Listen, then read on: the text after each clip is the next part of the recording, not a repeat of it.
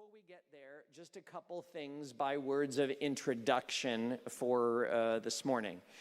First of all, I'm grateful. Temple Sinai is grateful not only to be able to host Orly Erez-Likhovski this morning, to welcome Orly, but we can only do so because of the efforts and with our partnership with Arza Canada. It's Arza Canada that brings Orly to speak to our congregations.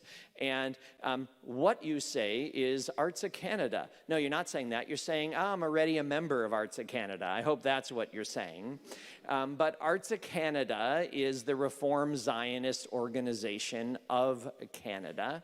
And it's part of, don't go back to sleep on me, it's part of the World Zionist Organization, which is, long story short, kind of like a world parliament of the Jewish people in regard to Israel. And it's like a parliament because it often decides what happens other places and where money ends up that's gathered by everyone. So at this time in Jewish life, while Israel is under existential threat, and while that's going on, while other forces who are concerned about other things are even more active under the cover of that, trying to diminish Israel's liberal democratic character, Israel's move toward pluralism, there has never been a more important time to be a member of Arza Canada, because your doing so does even more than you're coming here this morning to make a difference for Israel and for the world Jewish people who love Israel right now. So if you're not yet a member of Arza Canada, as you're rejoining your congregation or whatever you're doing at this time, make sure to do so. Tell your friends to join Arza Canada. If they say they don't know why, tell them they should. If they won't listen to you, have them call me. I'll tell them they should. There are lots of people in the room who will tell them they should, because it's not just another tick box. It's not just another check that we write. It makes a difference. So please do that. And we're grateful to all those in the room, Arza Canada activists who are working hard in order to make that happen. Very proud to support them.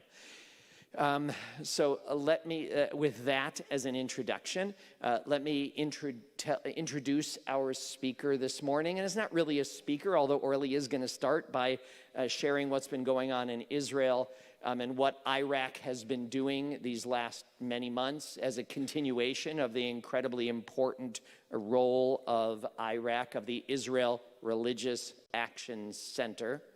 That is the legal wing of the reform movement in Israel. And in Hebrew, it's called Merkaz Ladat U'Medina. It's the Center for State and Religion. That's in many ways what it deals with in our one and only Jewish state. And it deals with, here's how I would explain it. Orly will re-explain it if she thinks I got it wrong. But luckily this morning, we're here, which means we have body and soul.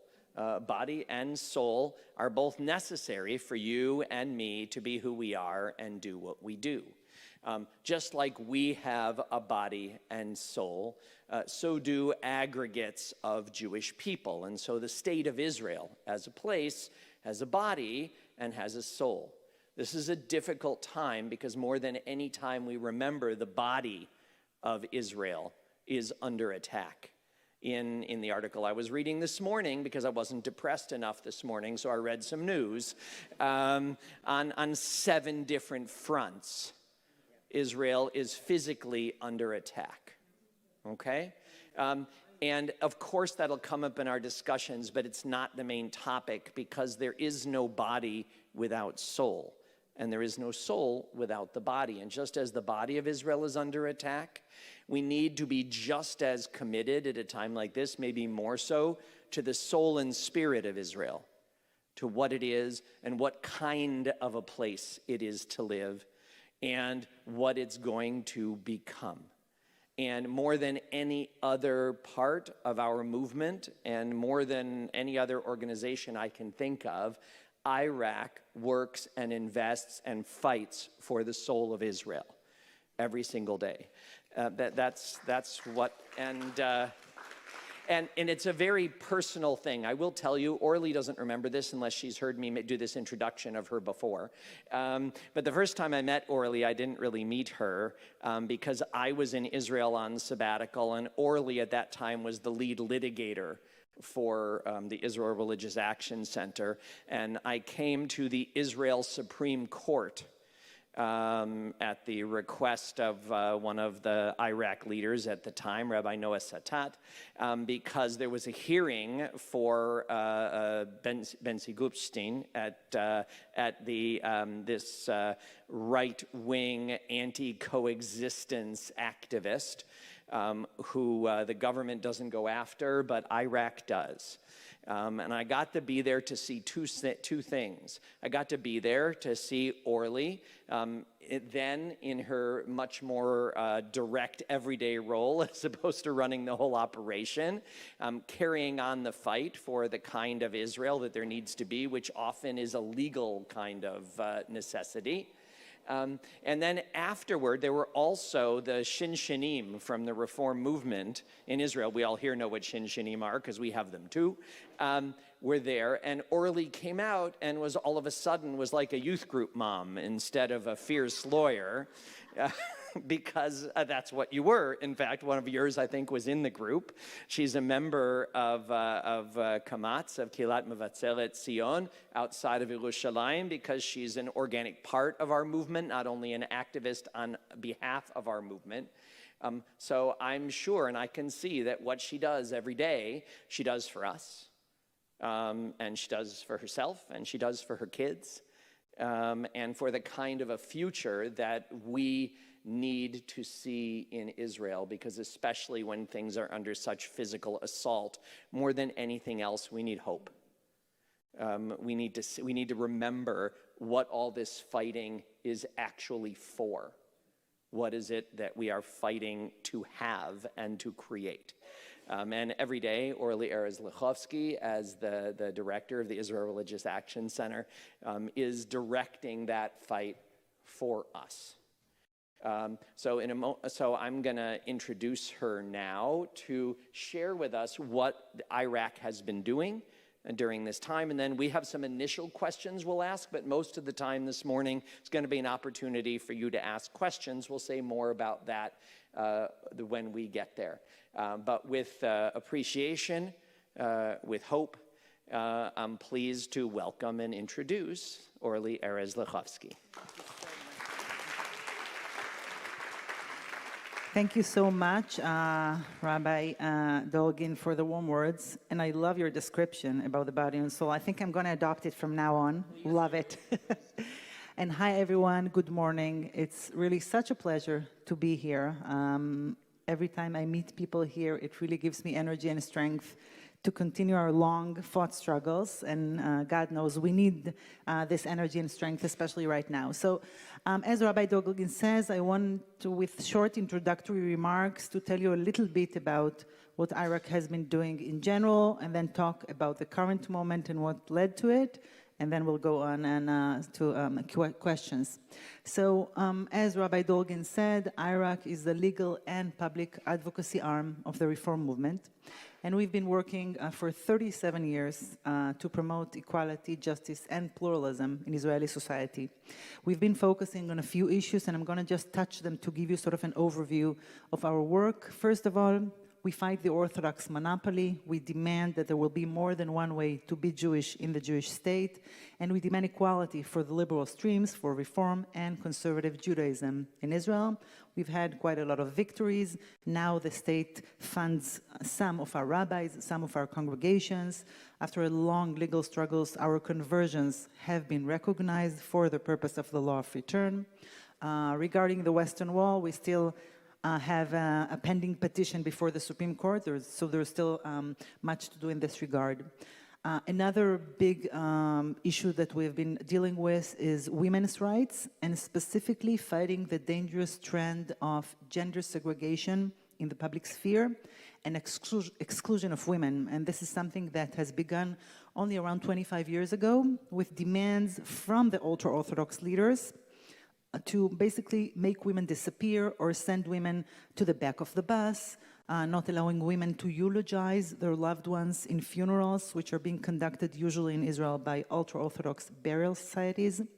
And we've taken all these cases to court, and the courts indeed said those are illegal practices and should be stopped. And whenever such discrimination occurs, the people who were discriminated against should be compensated. And we've had a lot of cases in this regard. We also had an amazing case, a class action suit against a radio station, an ultra-Orthodox radio station, which did not allow women to be heard on air for 2.5 years. By the way, it was called Kol Barama, which is a verse from the Bible about Rachel, crying, but Rachel would not have been, able to actually go on air on the station. So we actually stopped this exclusion of women, and now women are heard on the station. There are even female anchors, and they have had to pay 1 million shekels in damages to ultra-Orthodox women who have been affected by this. And we've had a lot of other cases, and we did make a long way in the sense that the Israeli public now is aware that those are dangerous policies and trends that should not be respected in a democratic and Jewish state. And in this sense, we've made a long way forward. We also deal with LGBTQ rights. We fight discrimination against the LGBTQ community.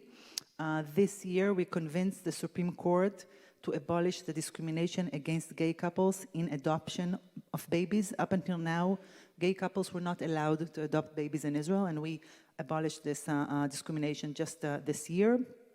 And we deal with many other issues of discrimination against the LGBTQ community. Another issue which is very much on our mind is our fight against racism, and specifically against racism which is based on Jewish resources or voiced by Jewish leaders, by rabbis, some of them employed by the state as state rabbis, city rabbis, etc., who use their position to incite hatred against a lot of groups, mainly the Palestinian citizens of Israel and many others. And we demand those people undergo criminal and disciplinary charges because this is against Israeli law. We did convince the Supreme Court 5 years ago to disqualify a few racist candidates from running to Israel's parliament. Unfortunately, not all of them were disqualified. One of them, Itamar Ben-Gvir, is unbelievably the current Minister of National Security. We asked him to be disqualified, and unfortunately the court did not accept it. I think it was a grave mistake. But this was important for us to draw this red line. We also have a racism crisis center, which offers legal assistance to anybody who experienced racism. And just to give you an example, we had a suit against a service operated by a cab app, which is like Uber. In Israel, it's called Get. And in Jerusalem, they had a special service called Get Mehadrin. It was supposed to be cabs which do not drive on Shabbat, but it was actually just a disguise to promise you would get the Jewish cab drivers only. So it was a clear discrimination against 2,000 Palestinian cab drivers from East Jerusalem. We got this service abolished last year, and we're now debating the amount of damages the company is going to pay to the Palestinian cab drivers. We also have a legal aid center for Olim, for new immigrants, that assists hundreds of new immigrants each year in their quest to get civil status in Israel. And since the war in Ukraine broke out over 2 years ago, we've helped many people flee and find refuge in Israel. So this is in general what we've been doing, and we have been fighting Israeli governments for many, many years. But in December of 22, the most extreme government Israel has ever had came into power. And it's the first thing they set out to do was the legal coup, or the judicial coup, which you have heard about, which has threatened dramatically Israel's very fragile democracy. Unfortunately, the Israeli public went out to the streets from very, very quick, and from the very beginning, the Israeli reform movement was part of this pro-democracy protest, really an unprecedented protest that went on for 40 weeks. And we went there and took part in the protest under the slogan, "We protect Israel's democracy in the name of Judaism," because we said that what the government is doing is not only undemocratic, it's also not Jewish. It is not compatible with our Jewish values. It was a challenging time, those first 9 months of 2023, but it was also inspiring to see so many Israelis walking, standing, literally, physically standing up on the streets, praying with their feet, as Abraham Joshua Heschel said, for the values that we've been preaching for many, many, many years. And then came October 7th, which of course caught all of us by shock and surprise and horror. I was on vacation like many Israelis because it was the end of Sukkot. And the reform movement in general was very quickly to respond, mobilizing dozens of volunteers to help the many people who were in need, displaced families, of course the families of the hostages. The government ministries failed to act, and we were lucky to have Israeli civil society that really rose up to the task, including a lot of help and support from Jews all over the world, and it was really a ray of light in this very, very dark time. We at IRAC, first of all, stood with the hostage families from the very beginning. Since the end of October, we have been holding Havdalah ceremonies every Shabbat in Tel Aviv at Hostage Square and in Jerusalem.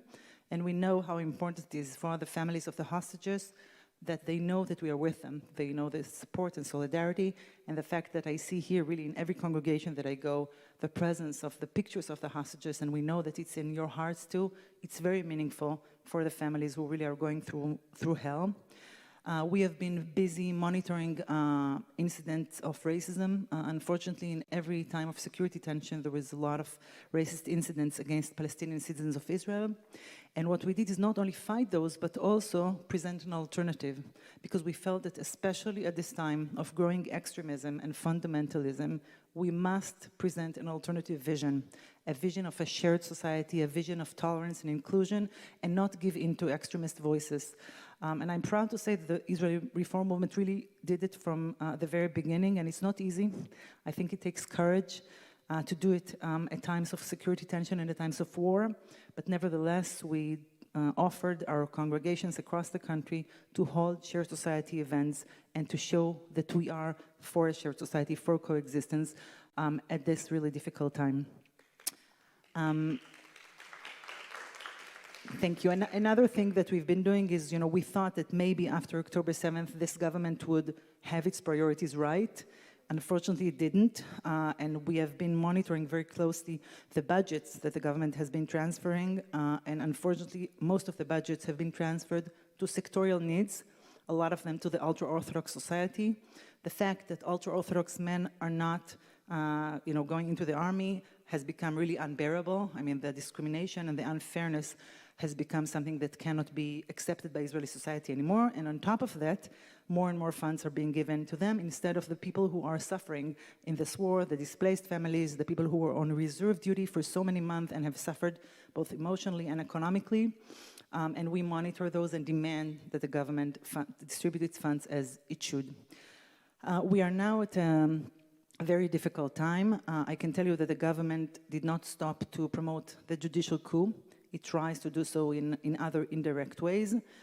Just today, a decision of the Supreme Court was released regarding the fact that the Justice Minister prevents the committee nominating judges from convening to nominate a new Chief Justice to the Supreme Court of Israel. The last Chief Justice retired last October, so 11 months ago, and up until now we have an interim Chief Justice. So the first time since the State of Israel was established, we don't have Chief Justice to the Supreme Court. And what the government is trying to do, instead of changing the law, which it couldn't do because of the protest of last year, they just stopped at respecting the law. Today, the Supreme Court ordered the Justice Minister to convene the committee and to nominate a new Chief Justice, and we have to wait and see if indeed he's going to respect this decision. And if he's not, it's going to be, a major constitutional crisis, as if we need other things to worry about, but that's what the government is continuing to do. One of the things that is, high up on the Israeli public agenda, of course, is the issue of the hostages. The death of the 6 hostages last week was really a breaking point and brought many, many people to the streets who refused to go and protest against the government since the war began. And now something sort of broke, and people said, we understand that the government is deserting the hostages, and we're not willing to accept this. And our slogan in this past 11 months was, there is no greater mitzvah, no greater commandment than the redemption of captives. And we believe that our Jewish values force us to bring this to the public attention and to make it as first priority. Unfortunately, the religious parties in the coalition, they act otherwise. They are actually the most vocal opponents for a hostage deal. And it remains to be seen whether there's going to be a change in the policy of the government, because there has been a tremendous growth of the protests in the last week. Yesterday, Saturday night, there was a huge protest. Over 750,000 Israelis were on the streets. So it's a huge number. We hope it's going to affect the government. Up until now, the government does not seem to be affected by it and only thinking of its political survival. And for us to have new elections, we need the Knesset to vote a no confidence vote in the government. And for this to happen, we need some members of the coalition to vote against it. This has not happened yet, but we're going to continue to put pressure for this to happen. I'm going to conclude those remarks by saying that it is a very difficult situation. Of course, I cannot ignore this. We are under a lot of threats from the outside and from the inside. But I know that we're going to overcome this, and I would like you today to leave this event with the hope that we will know better days. There are really unbelievably strong and resilient forces in Israeli society. And as I said at the beginning, the fact that we have the support of all of you is really meaningful for us, and I believe that together we will overcome this really troubling time.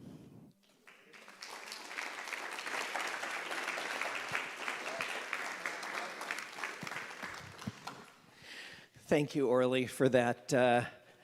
You deserve to sit down. It's so exhausting hearing all of the things that IRAC is doing, all of which are essential, and the constant fight, I'm sure, takes incredible energies. And I just want to start by asking a few questions about what's going on. So much of what we see about Israel is indirect. And we know that the media is incredibly biased in the way they present Israel's stories. And so we're grateful to have you here just to talk about what's going on and have your perspective. But let me start with that. The media presents things here as if people protesting in the streets in Israel are against the war and against the government's choices regarding it. In what ways is that true? What are the divisions within Israeli society about the war against Hamas? So I think things have changed over time. At the beginning, after October 7th, there was almost a unanimous consensus about the need for the war and about the need to fight back. Obviously, no other sovereign country would accept such a horror, the atrocities of Hamas without retaliating and without trying to dismantle Hamas. However, as time went by, and we're now 11 months after the war began, a lot more people felt that the top priority of the government is not really the good of the country, but the good of their own political survival. Prime Minister who wants to be out of jail, and the others who want to stay in power. And especially people understood that the stated goal of eradicating Hamas is not compatible with bringing back the hostages, especially that we are now 11 months after the war began, and unfortunately Hamas has not been eradicated. They have been very badly hurt, but they're still there. And so most, the security experts, the top security experts in Israel say that from a security viewpoint, the government should now reach a hostage deal. Netanyahu has started talking about the Philadelphia corridor, and suddenly it's the most important thing. He did not talk about this until a few months ago. And the chief of the IDF, the chief of the security services say we could go there later. Now time is running out and we must bring the hostages back. And I think this is shared by a huge majority of Israelis who support this and believe that now this is okay to have a ceasefire in order to bring the hostages back, because this is the most important thing and the most urgent thing now. So it's very different from where we were 11 months ago, 6 months ago, and 4 months ago. Now the Israeli public is in a completely different place. According to all polls, the current government does not enjoy public support. A huge majority thinks it should be replaced and, as I said, supports a hostage deal with a ceasefire. So in this sense, we've come a long way. And I believe that the public is very clear what it wants. Unfortunately, the government does not really care about what the Israeli public says and what all of the experts share. But this is the current situation. No, appreciate you sharing that. We're all too familiar with a government that doesn't care what the people think. By coincidence, we have something very similar to that here too, only under very different circumstances. It's meaningful to hear. It's incredible to think that this Saturday night that 750,000 Israelis were protesting. That's like 3.5 million Canadians being part of a protest. You think about what that means. It's just in one night. It's just unimaginable. And we really hope that that's going to have impact. So let's talk about the role that our movement has played in that movement and in public society. What have we been doing in recent days? Like you mentioned that early on, and I think that was a big move for us, because in Israel, here we think of synagogues as doing social action, political activism on behalf of the Jewish community. That's a normal part of religious life for Jews in this society, historically not in Israel. People don't think of synagogues and religious movements as being involved in these kinds of political movements, but we have in this way. And how has our involvement grown or changed? Are there complexities in our movement about people's feelings about the involvement in the protest movements and others? So that's a great question. I have to say that over time, I mean, obviously IRAC is the legal and public advocacy arm of the reform movement. So the Israeli reform movement has taken role in many social issues and social battles in Israel over time. The pro-democracy protest, we were very quick to join, and I have to say that there was, at the beginning, criticism within the movement saying, oh my God, it's political, you shouldn't take part of it. To this we answered, first of all, that everything we do is political, okay? For a person to set his foot in a Reform synagogue in Israel, this is a political action. For a girl to have a bat mitzvah in Israel, that's a political action. And what we said, this is maybe political, but it's not partisan, okay? Because it was about the values, our Jewish values that have been kidnapped by the state. And I have to say that very quickly, within a few weeks, all the people who were hesitant at first said, okay, you're right, we should be there, we should be at the forefront. And I'm very proud to say that we were the only religious movement that took part in the protest. And I think it took courage of the IMPJ board that were not afraid and said, we are going to be at the forefront, even if people are going to criticize us, because as you say, it's a struggle for the soul of the state of Israel, and we have to raise our voice. When the war began, as I said, the first thing was we joined the protest demanding the release of the hostages.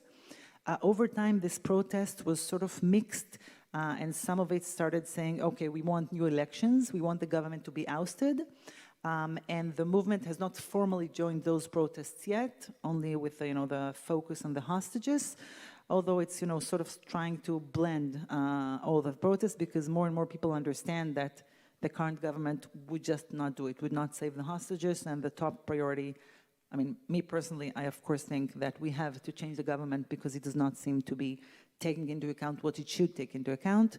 The movement is very involved both on the issue of the hostages. We have some hostages who are connected to our congregations, so obviously we're very supportive of them. And in general, as I said, the issue of shared society, really bringing a different voice at this difficult time, is very much on our agenda and the agenda of our congregations. So I think we're not afraid to continue to raise this voice, even when it's hard, even when being criticized, and we must do so because we are fighting for the soul of the state of Israel. I don't want to, be only political. I can't help thinking while sitting here. One of Temple Sinai has two sister congregations in Israel. Our longtime partnership with Kilat Yozma, with Yozma congregation in Modi'in, and Rabbi Nir Barkin, the leader there, and with Ramot Shalom in Beersheba that we've helped to grow and that our relationship is strong with Rabbi Mira Chovav. But I was on WhatsApp with Rabbi Nir Barkin, because that's how you talk to Israelis anyway. And we were on what was a Friday afternoon, Israel time, and all of a sudden I was talking to him and he disappeared. He just disappeared. And things come up in life, so I didn't know. I assumed things come up in life. Anyway, he showed back up 6 hours later because our conversation was interrupted because he heard cries and screams from his next door neighbor. Because they had just been told just before Shabbat that their son had died in the war in Gaza. And I tell this story because this, to people who aren't directly connected, this looks like it being about politics when it's really about trauma in so many ways. The last 11 months, as of yesterday, has been a time of incredible trauma for Jewish people worldwide, but in a different, incredibly intense way for Israelis in general and Israeli Jews in particular. So Orly, from what you do every day and what you said, how do you think this trauma and these events, to the degree that we can say so far, are changing the nature of Israel's society? So as you've said, I think the events of October 7th are different in the sense that they affected every Israeli. So there is no one Israeli who was not affected, who does not know people who were murdered, wounded, taken hostage, or of course have been on reserve duty or have been displaced of their homes. It literally touched every one of us. And in this sense, it was personal for all of us. So it's not only feeling the pain of everyone, we know people who are directly affected by it. And in this sense, we're not even in a post-traumatic situation. We are still living the trauma 11 months ahead. Of course, people are continuing to die. There was just a terror attack today on the border crossing to Jordan. Soldiers are continuing to die in Gaza and in the north. A lot of families have been displaced in the north. You know, the north of Israel is like a different country. So I live next to Jerusalem. In Jerusalem and Tel Aviv, we are very disheartened by what's happening, but we sort of lead a normal life. My sister lives up north. She has not been evacuated, but there are sirens all the time. The school where she teaches has been evacuated. They now started the year with a temporary school with one shelter. They have 30 seconds to take 300 kids to the shelter, which is something that cannot be done. And it's just the lives have still not gone back, and they don't know when they're going to go back to a normal life. And this is something that cannot go on, and I think is not being talked about enough in the world. I mean, the north of Israel, which, you know, I don't think there could be anything said against Israel in this, we're just being attacked and nothing is changing. So in this sense, we are still in a deep, deep, deep trauma. And on top of it, as I said, the fact that people lost trust in the government is very painful. Now, of course, you said that you have a lot of problems here, but just imagine having this loss of trust during war. And when people send their kids to the army, they could be killed, and we do not rely or are sure that the government thinks of the good of the country when they're, you know, taking a decision. This is something that cannot go on. And I think the major issue is that the feeling is that the basic pact between the Israeli citizens and the Israeli government or the state has been broken, because people think that the most basic thing that a state needs to do is to protect its citizens. I mean, that's why we have a state, right? And if people are abducted from their beds, from their homes, and are just being left to die, what does it mean? It means that there is no responsibility of the state to us. And then what are we doing, right? So we're talking about a solidarity that should be among us, arvut hadadit, you know, each one is, responsible for one another. People feel this is not true anymore with relations to the government. Within the people, I think there is a lot of acts of solidarity, lots of acts of cohesion and understanding that we're one society and we should stand for one another. But the belief that the government takes us into account is not there anymore. And that's a real crisis, a real point of crisis that it's going to be very hard to come from. And we try to influence the government to change the way it behaves. It does not seem to be doing so. We're talking even the very simple things of showing empathy, okay? Showing empathy to bereaved families, to the families of the hostages who died.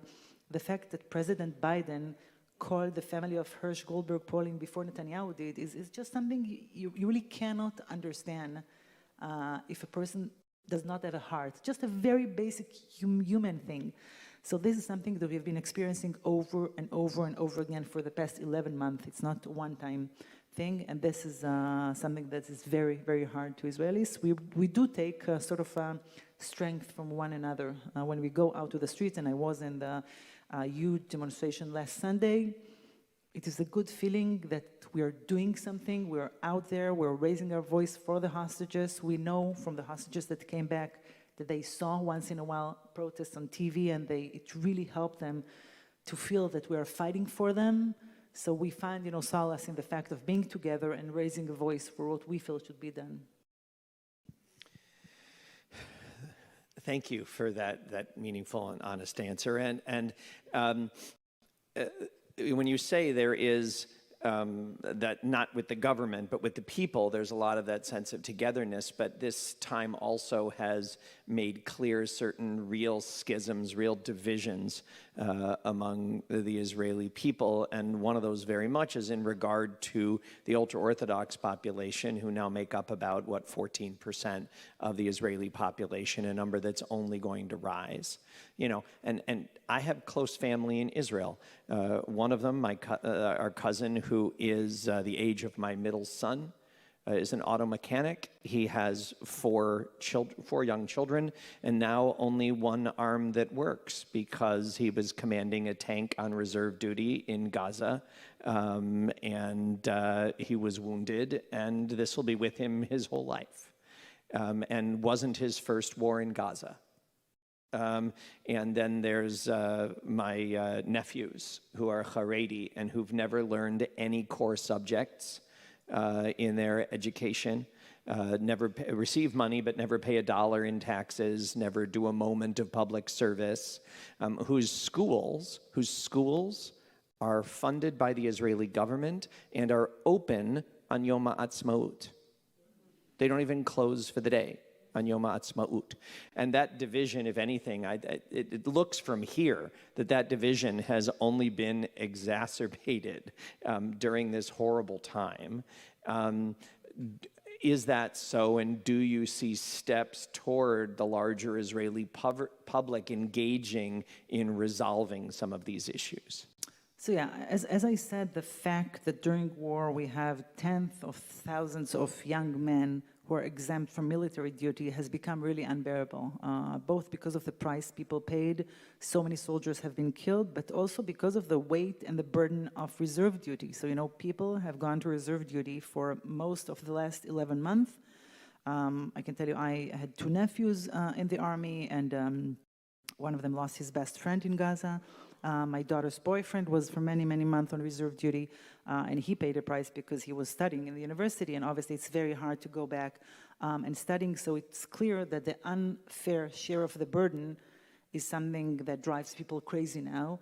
The Supreme Court recently ruled that this can't go on and that the military should draft the ultra-Orthodox, but of course this government does not do what the Supreme Court says, so they didn't do anything up until now.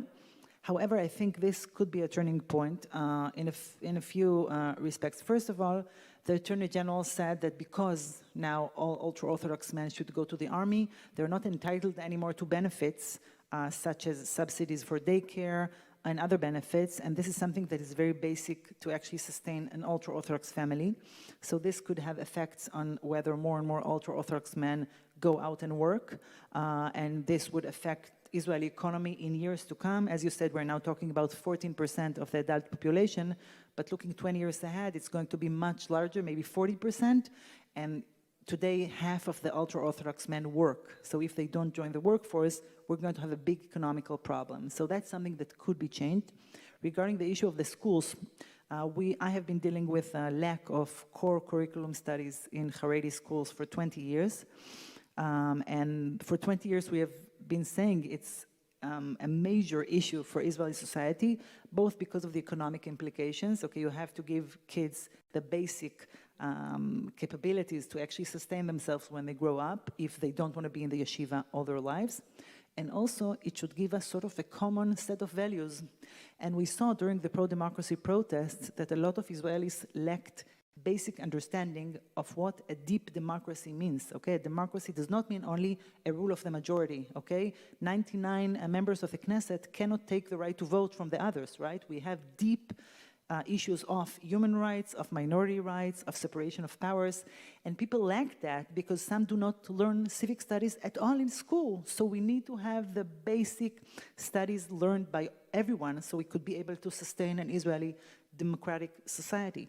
Now, because of our petition and other petitions demanding to stop the transferring of funds to schools that do not teach their core curriculum, for the first time, the Ministry of Finance and the Justice Ministry said, enough, we're not allowing funds to be transferred if they don't abide by the law. And the result of this was that more and more ultra-Orthodox parents decided to send their kids to public Haredi schools. So we have a relatively new stream, which is ultra-Orthodox schools, which are public schools that do teach the core curriculum, and they have been small up until now because the leaders of the Haredis do not want their people to go there. But now, because we see the cut of funds for the private schools, more people go to the public schools, and that's a huge, huge, huge positive development. We see a rise of maybe 40% in contrast to what the schools that opened last year. And this is something that is new and amazing. So this could maybe reach a different point. But I want to touch also about the different division. You said about the ultra-Orthodox. I want to talk about the issue of the extreme right wing, the party of the religious Zionism. Unbelievably that it's called religious Zionism. It's not religious, it's not Zionist. And the even worse Jewish Strength Party that, I don't know, this name brings chills to me, okay? Jewish Strength, Judaism is not about strength, right? It's about believing that we are all created in the image of God. And I think those two parties that are an important part of Netanyahu's coalition and really dictate the tone of what's actually happening, because Netanyahu does whatever they want, and they are as I said, the most vocal opponents for a hostage deal. The fact that they have become a legitimate partner, that they have been normalized in Israeli society, is one of the deep, troubling issues today facing Israeli society. Now, we at IRAC have been calling out against Jewish extremism, against racist factors within Israel for many, many, many years. Rabbi Dolgin has mentioned me arguing before the Supreme Court against Gopstein, who is the head of a racist organization called Lehava. Lehava in Israel, it's an acronym for against assimilation in the Holy Land. I always say that it has a different acronym in Hebrew. לא היינו בשיעורי היסטוריה. We didn't attend history class because they really remind us of dark times that we felt, okay, that people were against us.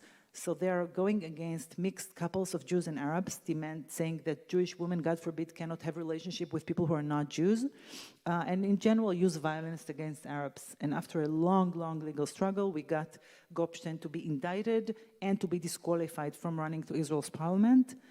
But nevertheless, he's now center stage, okay? He's very close to Ben-Gvir, and they are considered a party of Israeli, major part of Israel's government. They are the descendants or the followers of Rabbi Meir Kahana, who was a racist rabbi that was elected to the Knesset in the 80s of the last century. But when he was in the Knesset, whenever he came and delivered a speech, all of the members of the Knesset, 119, left the room, okay, because they said we're not going to legitimize him, including all the members of the Likud, who used to be a liberal party. Now he's like, okay, come on, whatever you want, we'll give it to you. And I think this is a major failure of Israeli society.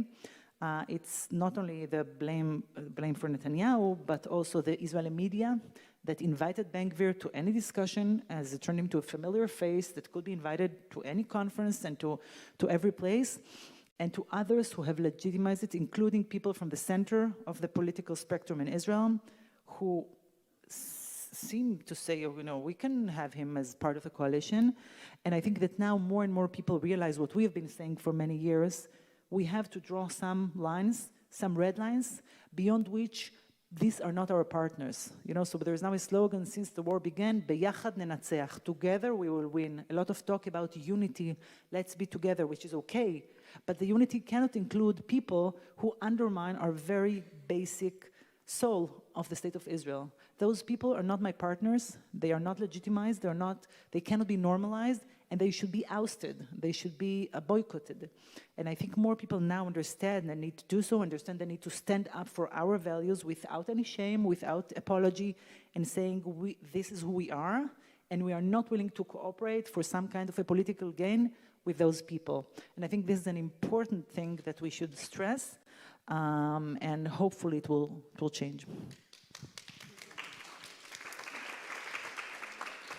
Thank you, Orly. I appreciate your broadening that discussion, because that's absolutely really important. It's very crucial to our future. We now have an opportunity, because there's so many things that we can talk about. You've heard this from me before, but I'm going to do it again. It's a reminder, because I know that people came here, but they didn't bring their dictionaries.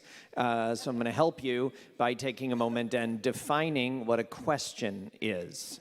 A question is 30 words or fewer with a question mark at the end. That's what it is. So we're lucky enough to have Orly here. We're going to take the questions that we have time to take. We're going to take a break in them in about half an hour. And then if there are more, we'll go ahead and we're really lucky to have her here. We'll take more. So I am going to bring the microphone around so we can hear your questions. If they're not questions, I will ask you to get to your question, please, with respect, because we're so lucky to have Orly here to hear what she has to say. I'm going to start with David over here, and then Barbara. Let me bring you the microphone, because there are people online. I want them to hear the questions too. Thank you, Orly. You've just given us the current political landscape. If the government is changed, it becomes a more democratic parliament or whatever, how will that change the world's perception of Israel? Good question. First of all, I know, as Rabbi Dolgin has said, that the media coverage is not very fair toward Israel. And I know this is very infuriating. But I think that the current government makes it very easy to attack Israel.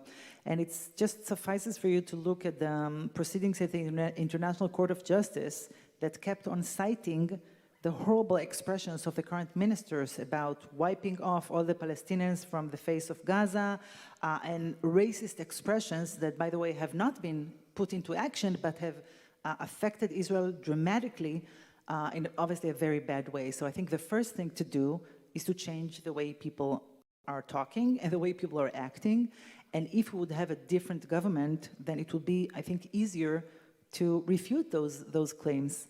It's not that it's going to be, if we're talking about the different government, obviously the best scenario would be a center, probably right or center-left government that I don't see it going and, having a peace process right away, but at least it's going to be a rational government that you could be able to talk to, and that would hopefully tackle with issues such as settlers' violence, the police. I didn't touch about what's happening now in the police, which has become completely politicized under Ben-Gvir, who is the minister in charge, the selective enforcement of the police that crushes anti-government protesters but doesn't do anything to settlers who, beat up Palestinians in the West Bank.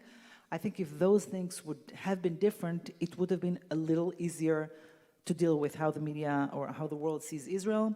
Obviously, the issue with Gaza and the war is very difficult and very complex, and I think we would have been criticized, no matter which government would have been.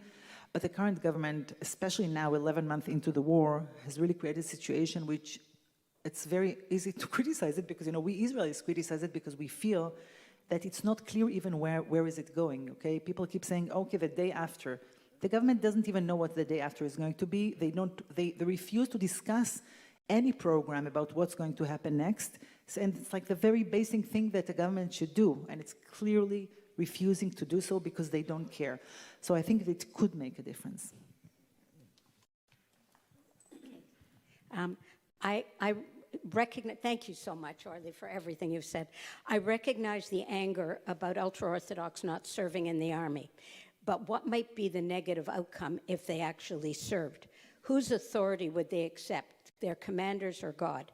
What about the role of women And what about the impact on racism and violence against Palestinians and non-Orthodox? What about requiring community service instead? It's a very good question, because conscripting the ultra-Orthodox to the army would carry a heavy price. First of all, the issue of female soldiers, this is something we have been monitoring for many years. There are some ultra-Orthodox soldiers in the army, very few, and also national religious soldiers that, because of their demands or their leaders' demands, female soldiers have been affected, have been moved from certain roles. They are being promised to serve in a base without seeing any women their whole service, which is insane because, right, you go out to the streets, you actually see women. So this is something that, of course, we are going to resist and should not be accepted. The issue of who are they going to abide to, their rabbis or their leaders, is something that should be done smartly. So it's clear that drafting them to the army should be done with some kind of discussion with leaders, and it is a problem. I agree with you that there could be some kind of an alternative of being in a national service. In general, I can tell you that the position of the reform movement in Israel is that every Israeli should be, go either to the army or to a national Shirut Leumi, national service, some kind. But now there is a problem because there is a desperate need of the army for combat soldiers. Okay, I saw just like 2 months ago, they needed 11,000 more soldiers because of specific needs now, and because they don't have, then they prolong the army service for those who serve. You have more and more reserve duty, and this is something that cannot go on for a long time because people are just exhausted. They just can't. By the way, that's another reason why we need a ceasefire. The army is just devastated. I mean, people are it can't go on forever, obviously. And so you're right, it's very complicated, so I think it has to be done in a smart way, and obviously nobody believes that 60,000 ultra-Orthodox men are going to join the army, but at least some could. Okay, there are a lot of ultra-Orthodox men that do not want to study in yeshiva, that would even like to serve in the army, given the chance, and it has to be done in a way. What we said is that there should be some kind of a preliminary program, like a mechina, for Haredim within the army, to talk about how to integrate them in the army, teaching them core values that they have not been taught in the school, and that's a challenge, no doubt about it, but we have to start somewhere. So we have to start to change this and to do it in a way that would not affect negatively the army. Here, and then I see a number of other questions. So Lauren, you're next. First, thank you for being here. What do you think are the more rational, let's say less biased media that people should be reading and listening to here? Is it Haaretz, the Times of Israel, podcasts? I mean, a lot of people are just in their own silos and they are not taking the opportunity to read and listen more deeply. Okay, first of all, you should sign up to my newsletter.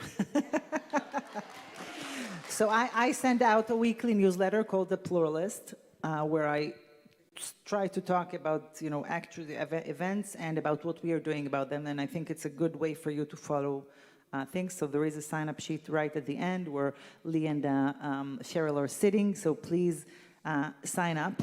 I think following Haaretz and Times of Israel is a good thing to do.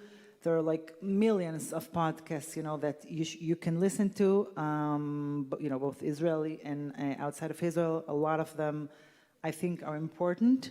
I know that there is the Hartman Institute. They have a lot of podcasts which are good. We have the Unholy, Yonit Levy and Jonathan Friedlander, which is good. So I think a lot of those do give you important perspectives.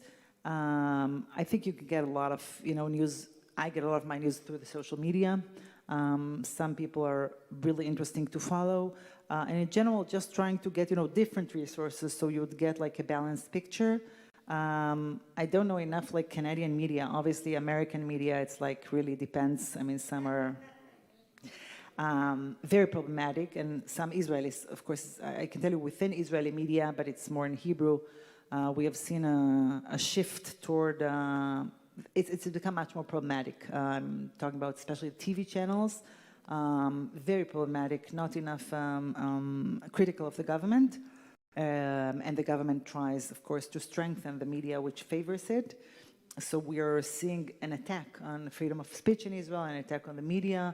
and it's important to get out the right, what's actually happening on the ground. Even talking about the numbers of the protests, some people say, oh, we had 10,000, when in fact there were like 200,000. So it could really change the way people perceive their news. I don't know if it happens here, but in Israel, people consume their news from very different sources, and this really makes, you spoke about the division, a division which you cannot bridge upon, okay? So like Fox News in America, we have Channel 14, which has all this crazy conspiracy theory that that's what people are listening to, and you can't even talk to them because like they say things. I remember, I think it was last year in the pro-democracy protests, I don't remember, someone told me, I know that this person did this, and I told him, I know this person, I know he didn't do this. He said, no, Channel 14 said so, that's true. And I told him, I know for a fact, I was there. And it's like, you can't meet, two ends. So that's a big problem that we have, different sources, and it's, as always, the issue of the fake news has become more and more problematic, and of course the government is, really doing whatever it can to just make it the bridge wider. Now because Netanyahu is supposed to testify in his corruption charges trial in December, he has started to paint a very bleak picture of the state attorney, trying to leak a lot of stuff to portray them in a very bad way. So it's like a really concentrated effort to change how people perceive the reality. And we must put, the light on the right facts, on the right reality, and to tell people there is right from wrong, there is truth and false. It's not everything is relative. You have to understand what's actually happening. And that's a really important effort that we should do. Okay, take a question back here. Thank you. Until October the 9th, Israel have had several big wars, and Israel win these wars in short period of time. I wonder why this war is lasting too long, and can we say that Israel is defeated by Hamas? I think this war is going for so long, first of all, because this government has an interest for it not to end. There have been wars and operations in Gaza that were much shorter because the Israeli government agreed to a ceasefire. Now, I'm not saying the other side is not to blame. Of course, Hamas did not agree for it for a long time because they felt that they were very successful with what they've been doing. And you mentioned all the previous wars. We never had such a security failure as we had on October 7th, ever. So it's the worst failure we've ever had. And obviously the enemy said, okay, so let's continue. Why not? We see Israel is weak. Let's continue. But we understand now that Hamas wants a ceasefire because they have suffered, of course, a lot. The Gazans have suffered a lot. And so the Israel government should have said, okay, this is what we want to do. And it's clear they're not going to do it. So in this sense, it's very different from what we saw before. And as I said, I think that within Israel, we have a problem that the divisions are like we've never seen before. So especially in times of war, we were always, okay, let's be together and fight the enemy because we believed, this is a just cause. The issue of the hostages, of course, is something that we've never experienced. We've had hostages before, but it was always soldiers. We've never had such a huge number of civilians. We're talking now of 101 hostages. Maybe 60 of them are alive, but we're talking about civilians who have been held for a year. This has never happened before. And so this carries a price in how we see it. And I think it is unprecedented. You are right in the sense that it's not anything like previous wars. Whether Israel is going to be defeated, I don't think so. I think we're much stronger than it appears. Happily, we have, the American aid, which literally saved Israel, especially in the first few days after October 7th. And I believe we will overcome this, but at a very heavy price. And we have to, reach some kind of a deal and a ceasefire for us to be able to start the healing process. And I can tell you that as the first anniversary or the commemoration of the October 7th approaches, this is going to be a major issue within Israel, and I'm sure here too. How are we going to commemorate it? There is a big dispute because the government is going to have a ceremony which is pre-recorded. They don't want to have audience because they don't want anyone to interrupt their amazing ceremony. So there's going to be an alternative ceremony by the hostage families. And it's going to be a big deal on what are we going to take from this day? What are going to be the messages, and what are we going to say looking forward? The Reform Movement is holding an event the day before, on October 6th. We're going to the south to visit the kibbutzim and to the Nova Side Festival, and to really hold a special ceremony saying what we have lost and what we should do next. Just a quick public service announcement before I take the next, October the 7th is less than a month away. What's going to happen here on October 7th? We know Temple Sinai is a partner with all the major players in the community in the public demonstration we're going to have on October 7th.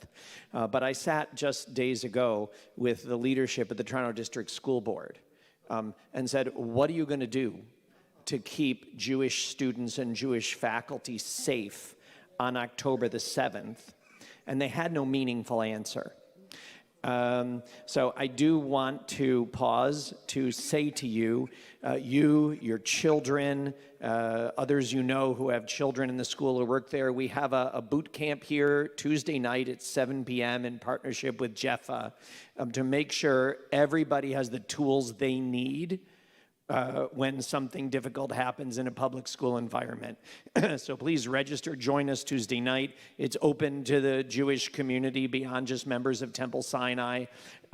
Please encourage others to register and come because it's a very different fight, but we have our own fight here. If we don't stand up for ourselves, no one else will. So if you need the tools, please join us Tuesday night at 7 and encourage your family and friend group to register and join us. Yeah, and I wanted to... Pardon? And I wanted to add that a lot of Israelis are very troubled with what you are going through. The rise of anti-Semitism is something that Israelis were unaware at all before October 7th, and people are very troubled about this, and we feel there is this connection, this shared fate between us, and I want you to know that a lot of, that Israelis care about what's happening here. We are very concerned with the fact that it has been normalized here, right? And there has not been a firm response such as should have been, so we are with you in your fight against this really horrible incidents. Thank you, Orly. That means a lot. Has there been any thought about changing Israeli elections from proportional to first past the post? I know it's extreme, but it gets rid of the radical parties. Yeah, well, it's clear that the Israeli political system is sort of broken. We've had, until this government came into power, we had 5 election processes within 2 years. So something does not work. On the other hand, they did try to change in the 90s the elections so as to directly elect the prime minister, and that didn't work either. So I think we have a problem that we have too many parties, too many opinions, and nobody agrees about anything. And I think that a lesson from the judicial coup of last year is that we have to create major changes in our constitutional law system, and I think that's the most urgent thing. We have to have a real constitution which would safeguard our rights and not be susceptible to change with every coalition majority, but would really protect us.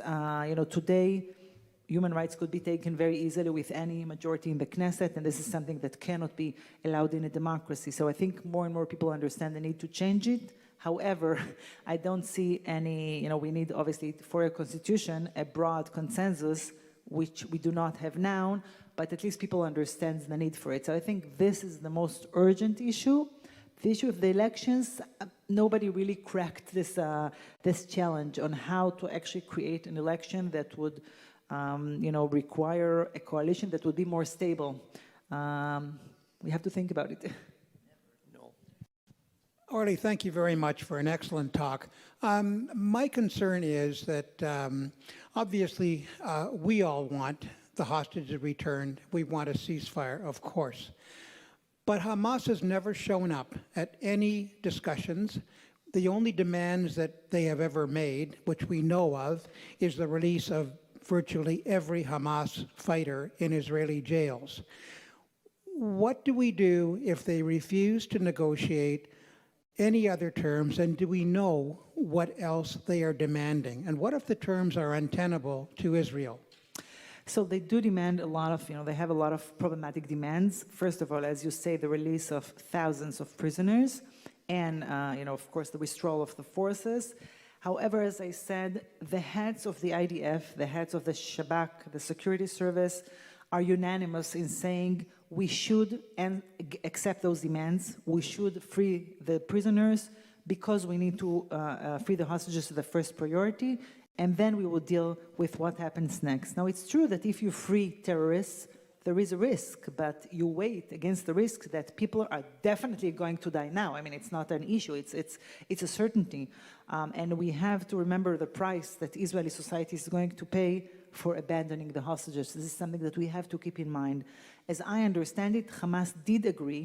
They did not say we don't agree under any terms. They did agree because they have, of course, suffered a lot of loss, and they need the ceasefire as well, right? Because they have this interest as well. So as I understand it, should the Israeli government accept a deal, there can be reached a hostage deal with a ceasefire under the American brokerage. And so it seems that there can be a point where both sides agree. I'm not saying it's easy. I'm not saying their demands are no problem. But a government should make difficult choices. That's why they have been elected. You take difficult choices because you have to see what is at stake. And what is at stake is the lives of people and the solidarity and the very soul of the state of Israel. Let me ask you before we move on to something else. It's a question that scares me a little bit, but I'm going to ask anyway.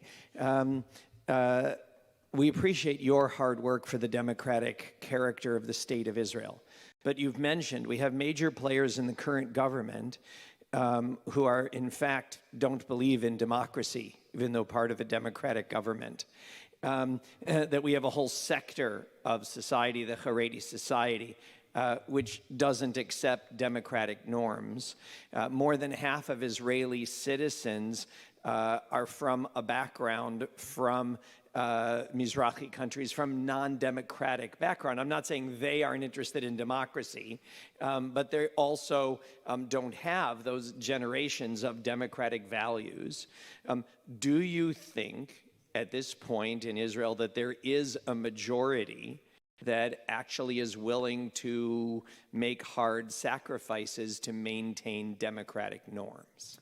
So I think what we were going through during the last year was really an important lesson in democracy for the Israeli public. I think there was a lot of ignorance, as I said. A lot of people didn't know what democracy means. And it's not only the ultra-Orthodox, it's also in the public school system where for many years teachers have been very afraid to talk about human rights because this is considered a left-wing thing. And the first 9 months of 2023 caused people to understand what's at stake, what we should be fighting about, and it was amazing. A year and a half ago, nobody knew what Israel's constitution law situation is, right? Any person who is not a lawyer. Today you get into a cab, the taxi driver is like, oh, this basic law, we should do that, the Supreme Court. So everybody knows, and it's important because first of all, we need to have the information. So now people know. Now people know what's at stake, people know the information, and people understand the need to fight it. And the fact that we've had every week 300, 400,000 people go out to the streets means that people understood how important it is, and it was really across the board. It was a very broad protest. In Jerusalem, you saw many religious people who took part of it. By the way, now also, the protests against the government, in Jerusalem, a lot of religious people. I don't think what you said about people from Mizrahi country, I don't think it exists anymore. I think people now understand the important values that we should fight about. Obviously, the fact that we have the war sort of took us back because whenever there is war, people are like, okay, now there is war, we can't do, we can protest, we can talk against the government. And this was the sense at the beginning. I think now people are starting, to come back to the streets, also because of the hostages and also because they understand that the government did not change its, the way it acts and behaves and is continuing to do what it said before the war. So I think I think that we have a lot to work with. I think that people understand, and we can work to convince them to protest and to fight for those values. Many groups have been formed during the pro-democracy protest. A group of Israeli academia, professors, law professors, a group of high-tech activists, a group of people, called Brothers in Arms, who serve in the army and are safeguarding Israel's democracy. And all of those groups are still active and operate and are part of the protest and are saying we're not giving up on our beloved country. We're going to fight, as you say, for its soul and to make sure it stays a democracy, which is true to our Jewish values, right? Because we believe that our Jewish values means that we have to stand up or to be, true to the values of equality, to the values of tolerance, and not to be like our enemies, okay? We're not going to lose or to change our image because we are at war. No, thank you for that honest and heartening response. That helps. During this time, we need things to strengthen us and give us hope. In a moment, before we take more questions, if there are, we're actually going to sing a song together with the cantor that's just about that. But before that, Julian, thank you to Julian Bloomberg, who's helping us on tech today. He's in our streaming hub, so you can't see him. Julian, are you able to put up the picture that I sent you? If so, now would be good. If not, that's okay. But if you can, that would be great. If not, please put up the words to the song so that I know you can't do the, I see David's turning on the speaker. There we go. So sometimes before Shabbat, two of the rabbis and I met at the local mikveh. That's me on the left, in case you couldn't tell who that is. Next to me is the savta of that beautiful little baby, being held by her two Israeli dads, who, thanks to a partnership that started with me and Rabbi Noah Satat at IRAC years ago, we're very lucky that here at Temple Sinai, we are the main pipeline and partner for Israeli dads who come and welcome a baby into their family by a surrogate. And in fact, just behind Mo, who's holding the baby, is the surrogate who was with us at the mikveh as well. And next to him is Moshe, who's not only a dad of a new baby after many years of working and praying to have a family, but who is a city councilor in oh goodness, that's what happens when you do too many things at once. It's just part of a major part of Gush Dan, just big city that's Ramat Gan. Thank you. It's just one of those things. He's a city councilor in Ramat Gan. And I asked him, and he said he and two other out LGBTQ city councilors in Ramat Gan, which Ramat Gan is like Mississauga. It's a huge city that's just part of Tel Aviv, part of another city. So I just wanted to share this picture as a reminder, the way not only that we partner with IRAC, because as an example, we've done this with 20 or 30 Israeli families in the last number of years, but it's a reminder that good things and good people and good news stories still happen. They just don't show up in the news in the way things happen. And I say to every family we're lucky enough to work with that we're very honored and pleased to do this with you, and we can't wait till you don't have to do this, until your baby's religious status can be regularized in Israel like anybody else. Yeah, and I can say that all, babies who were born to gay couples through surrogacy are being converted through, the reform, almost all of them, the reform movement, and are being registered as Jews thanks to our legal aid centers for new immigrants. And in general, I can tell you that the reform movement in Israel is in charge of 10% of all conversions being done in Israel, with a lot less funds than the rabbinate system of, Orthodox conversion, and it's growing. And it's interesting to say that since October 7th, we saw an increase in the number of people who come and say, we want to be part of the Jewish people, we want to convert to be formally part of the Jewish people because we feel an affinity for you since the tragedy. So I think that's really interesting as well. And we just keep doing this because while it is possible in Israel, if the surrogacy in Canada, it's still easier with the Israeli government complications to do this here with us than to do it with our movement in Israel. But we're proud to continue to be partners in living our values and to be reminded, as Moshe reminded me, that life continues and progress continues, sadly, often in quiet ways. But it's good that it continues. We are stronger together in that way, so we're going to sing a song about that with the cantor now, and then Lee Weiser from Arza Canada, the president of Arza Canada, who's here with us this morning, is going to take over either to thank Orly or to take additional questions, depending on what remains. Yeah, Orly, what you learn from Temple Sinai very quickly is that we not only come with a knowledgeable and supportive congregation, we also come with a theme song. Yes. For every occasion here. Can we get that slide up, David? Fantastic. Oh, my goodness, is that small? Okay, you're just going to have to trust me. Put your reading glasses on. Those of you who were at services yesterday morning will recognize this right away. I was told after the service, actually I was berated after the service because I created an earworm. So hopefully you'll remember it from yesterday. We're stronger together. You can sing that. We're stronger together. We're stronger with each other. We're stronger with each other. All right, that much so far to good. Standing hand in hand, we will make our stand. Can you do that? Standing hand in hand, we will make our stand, standing strong with one another. Can you do that? Standing strong for one another, with one voice and spirit, with one voice and spirit, so that everyone can hear it, so that everyone can hear it. Now here's the part where you have to sing out loud and sing out proud, okay?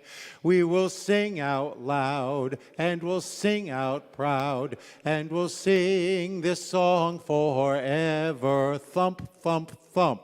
We're stronger together. I'll bet you most of you can pick that up right away, and if not, we'll sing it about 20 or 30 times. No, we won't. One with me. 1, 2. We're stronger together. 2, da, da. We're stronger with each other. 1, 2. Standing hand in hand, we will make our stand, standing strong for one another, with one voice and spirit, so that everyone can hear it. We will sing out loud and we'll sing out proud and we'll sing this song forever. We're stronger together. Now I'll sing the verse, you sit and listen appreciatively. Through the heartache and through the tears, keeping faith with the faith of 4,000 years, with those who left us with this legacy, and with all those who are yet to be. Your turn. We're stronger together. We're stronger with each other. Standing hand in hand, we will make our stand, standing strong for one another, with one voice and spirit, so that everyone can hear it. We will sing out loud and we'll sing out proud and we'll sing this song forever. We're stronger together. Second verse. Underneath God's rainbow up above, with one hope, one heart, one land, and one love, brothers and sisters all around the world, with our flag of freedom now unfurled, world. Your turn. We're stronger together. We're stronger with each other. Standing hand in hand, we will make our stand. Standing strong for one another with one voice and spirit, so that everyone can hear it. We will sing out loud and we'll sing out proud and we'll sing this song forever. We're stronger together. Repeat that. We're stronger together. Big finish, loud as you can. We're stronger together. יפה מאוד מאוד.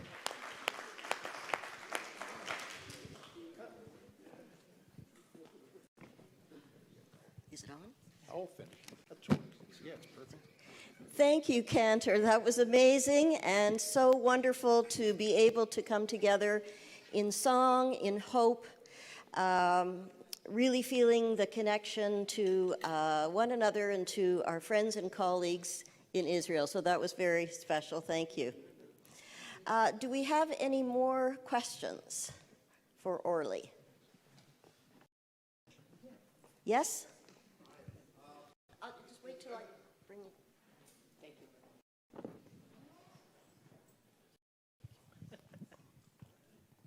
Orly, thank you for your talk. I am quite stunned by the amount of Jew hatred we're seeing throughout the universities. Is it a surprise, or should we have recognized this, what the Muslim Brotherhood has done over the years in terms of seeding the universities with faculty and the BDS movement? It's stunning in some ways. Can you comment? I think all of us were shocked to see what has evolved over the last few months. I think there's a lot of, as I said before, a lot of misinformation. I think a lot of it is based on ignorance, people not understanding the complexities of the issue and seeing everything as sort of very black and white. Obviously, looking in retrospect, maybe I think we should have done things differently. Obviously, the other side has done a good work, and people do not differentiate between being, pro-Palestinian and pro-Hamas, and this is a huge problem for us. The fact that Jewish students are not feeling safe is something that should not be, allowed, and I think you're right in demanding swift and firm action by the authorities. I hope it's not going to be the same now when the school year starts, and that the universities have, learned their lesson in how to actually regulate this protest and not allowing it to become a place where people feel unsafe or unwelcome or feel in danger. I think we have a lot of work to do with the students and in general in explaining what's happening. As I said before, it's very hard to explain what the Israeli government is doing now because it is problematic, but it is important to state what the situation is, the problem, the fact that there are a lot of people in Israel wanting a better future for both people, the threats on Israel's security and existence, which should never be, underestimated, and what can do to be changed, to change the situation. Thank you very much, Orly. I also want to mention that through Arza Canada, Orly will be speaking to students at Hillel on campus at the University of Toronto during her visit here, with students from U of T, from Toronto Metropolitan University, and from Seneca. And I know that's going to be really important to them. I also want to mention that for Arza Canada, Rabbi Dolgin spearheaded a fundraising campaign for our social media. And we really appreciate that, and a number of rabbis have contributed, and that allows us to have a presence on social media to try to counter some of the hatred that our students are seeing and hearing. Yes?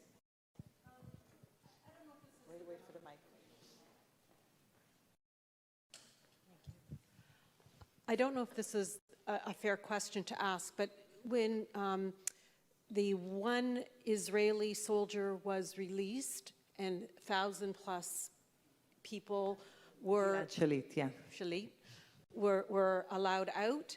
And I understand from, I guess, what I'm reading is that they have been distributed throughout our North American worldwide world. And that's part of what we're, like, they're peppered out there. Nobody ever tracked all those people and where they went. I don't know. And if there were a prisoner exchange for the hostages, if they are alive, how wonderful would that be? But would all of those people be tracked? Like, I don't even understand how that could possibly happen if it didn't happen before. It's a good question. I don't know if I'm sure the security services do track, those people, and it's true that it's it's a threat a danger that we're taking rationally, and releasing those hostages, those prisoners will carry a price. But as I said, I think we have to see what's at stake here, okay? And we have on the one hand the releasing of dangerous prisoners and terrorists. But on the other hand, we have the basic obligation of the state to release the hostages. So I think there's, as I said, a consensus both among Israelis and among the security experts saying this is a risk worth taking. We really don't have any other choice. We should not have been here, right? I mean, the fact that there was a military failure on October 7th means we should not have been here. And that's why we need a national investigation committee to deal with to ask those questions. How did we reach this situation? Of course, the government does not agree to this committee because they don't want their failures to be questioned. So we need to ask it. We should not have been here. But once we are here, we have a tough choice, and I don't think we have any other choice. Rhonda. I know there's quite a few Israelis that have moved into Toronto. And my question is, are you aware of what the exodus of Israel out and what kind of aliyah is coming in? Because I'm hearing both. It's a good question. First of all, Israelis living, there's a lot of talk of a lot of liberal Israelis who are going to leave, especially doctors, high-tech people. I don't know the exact numbers, but I think the numbers are still very low. So people are talking about it. I don't think a lot of people have been doing this. As for Aliyah, it's a good question. I don't know the numbers. I think there have been some Aliyah, but like from Western countries, I don't think there have been a lot of people. I think it's on people's minds, again, thinking of a safe haven in Israel. And it's, always sort of the discussion, where is a safest place for Jews, right? I mean, every place carries with it its dangerous. So I think it's on people's mind on both sides of the ocean, but I don't think it has actually evolved into actions yet. Any other questions?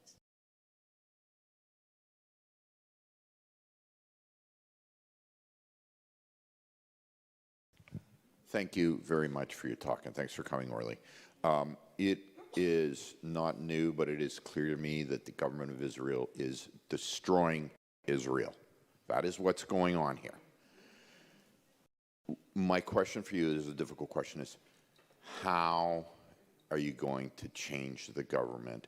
Who is even talking about being a leader that can take out the disgusting, corrupt Netanyahu and his henchmen? And lastly, do you think maybe some kind of, and this is anathema to even say it, but the military, maybe with the judiciary taking over, because I think the military is still trusted. I mean, Israel needs to get rid of this government. And I just want to know what you think. Yeah, so we are in a very, well, you asked a few questions. Let me answer each one of them separately. First of all, the issue of how we're going to take off this government. We have the mass protests, which up until now did not cause the government to declare new elections. What we also have is protests next to the house of the more moderate members of the coalition, okay? Some members of the Likud, some members of Shas, we have Deri, we have Moshe Arbel, who is a member of the ultra-Orthodox party of Shas, who is actually one of the more sane persons of the government. And there was always a talk about continuing and strengthening the protests next to their homes. Because if you remember, in the previous government, It fell because a few members of its coalition were the target of very, I wouldn't say violent, but aggressive protests next to their homes, and they gave up. So it's clear that if you put personal pressure on a person and saying, don't you have a conscience, don't you have morals, can't you think about the hostages? It could make a difference, and I just read today an op-ed in the paper in Haaretz saying we should put more focus on on targeting those specific members of the coalition and telling them, how can you look at yourself in the mirror and just stay next to their homes 24 hours all week? And I think that's important, because first we need, as I said, to have a few votes against the coalition to get to elections. Then your next question was, well, who is the alternative? And I think we still don't know how the political map is going to look like. There is a talk of a new party headed by Bennett, the previous prime minister, Lieberman, who is now head of one of the opposition parties, and Gideon Sa'ar. And according to polls, this could be one of the largest parties, so this could be some kind of an alternative. The Israeli left has been reorganized. Obviously, it has been very badly organized in the last elections, which cost us this terrible government, because one of the left-wing Zionist liberal parties, Meretz, did not cross the threshold, and so we lost a lot of votes. So we have now a new leader, Yair Golan, who is a retired general, that heads now the Labour Party, and on October 7th, he went and saved, by himself, dozens of Israelis under fire, so he's considered a war hero, and at least he's going to get more mandates than the Labour Party receives now, so he could be part of a future coalition. So we can see some kind of a coalition which is reminds us of the previous government, and I think that's, while it's not like an amazing alternative, it's of course much better than the current government. Your third question mentioned the option of a military coup. And obviously, I think it's something that cannot be done, because then it will be also the end of Israel's democracy. Once you take the army and, basically rule against the government, this cannot happen in a democratic country. It's a problem because we have, as in other places, forces that try to use democracy against itself, right? And this is a problem because they're not willing to accept some of the democratic features of the Israeli system. They're not doing what the Supreme Court is saying. They're not doing what the Attorney General is saying. And it's very hard to continue playing by the rules, but we don't have any other choice.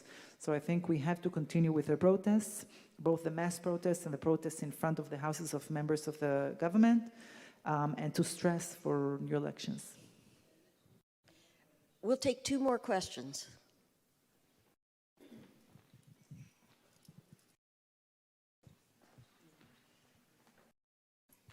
Hi, good morning, and thank you for your presentation today.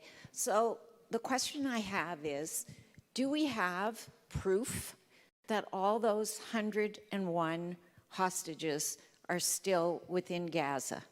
Or is it possible they have been spirited away through the Philadelphia corridor? And then the second part of the same question is, Hamas always plays a game. We play games on our end too. Is it likely they will turn over, saying that they actually have the 101, if a ceasefire deal is reached? Will they bring those 101 in an exchange? Or are they more likely to say, we couldn't find the last 10? This is the fear that they always, it's like leaving a body with a bacteria in it. From a medical point of view, if you do not wipe out the original cause, the sickness will come back and back. It's a good question. I'm not sure. Obviously, Israelis don't know where all the hostages are. And there have been talks that there was an intention, at least, of Sinwar to somehow escape to Iran together with a few of the hostages. So this is an option. I think it's clear that after October 7th, since so many people have been taken hostage, they have been distributed among Gaza, and I don't even know if Hamas knows where all of them are located. So that's a question. Obviously, we don't know exactly how many of them are alive, so that's another question. As for whether the Hamas will deliver its part of the deal, I'm sure there are going to be some kind of securities. You saw the previous deal in November, which they did until the last step, they did deliver the people they said they would. So that's a risk we need to be taken, but it has to be crafted in a way to make sure that it's, different steps and that we're giving only after we're getting what we're supposed to get. Any other questions? Last question. Who's winning the last question?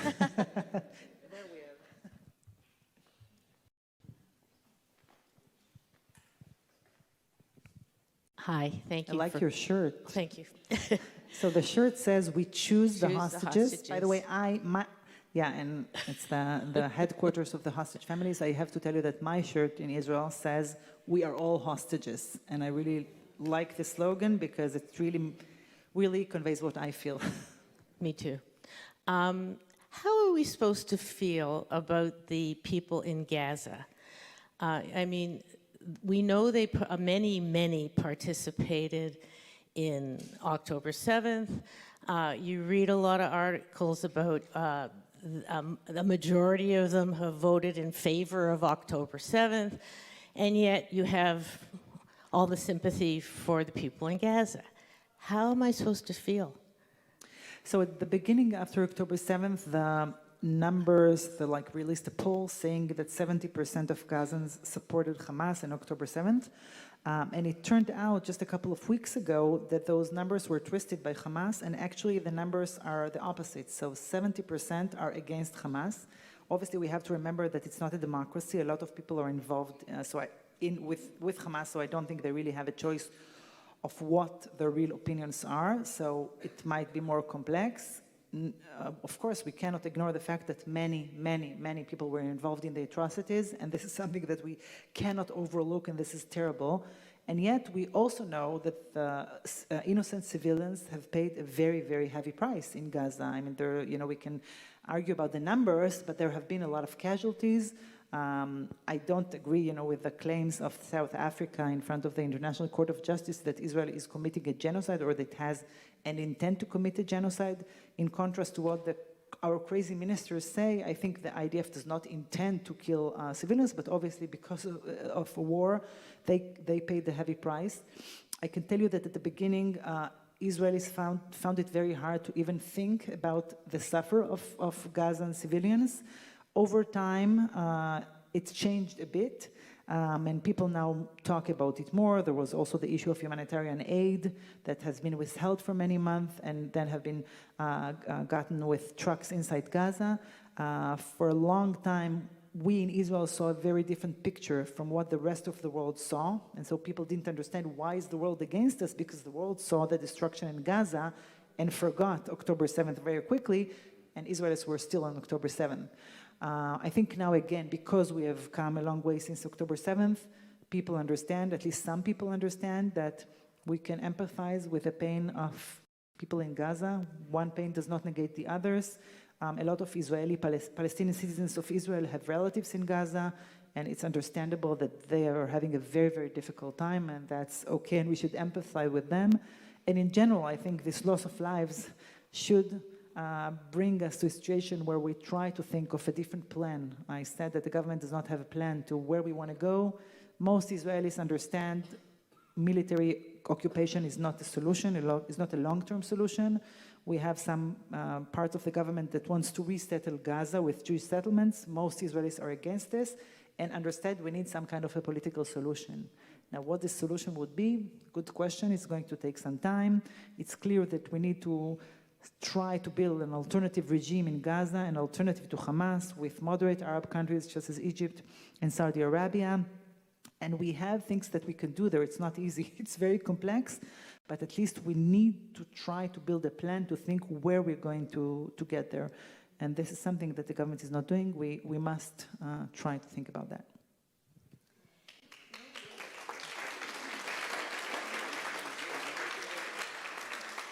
Thank you, Orly. You have brought us reality. You have brought us hope. You have brought us the intention that there must be another way than the way things are going right now in Israel. And I think together with our friends and colleagues in Israel, we have the power to work towards that. We are connected. We are one family, and you have brought us an amazing picture of what you and the reform movement in Israel are doing to work towards a better future for Israel.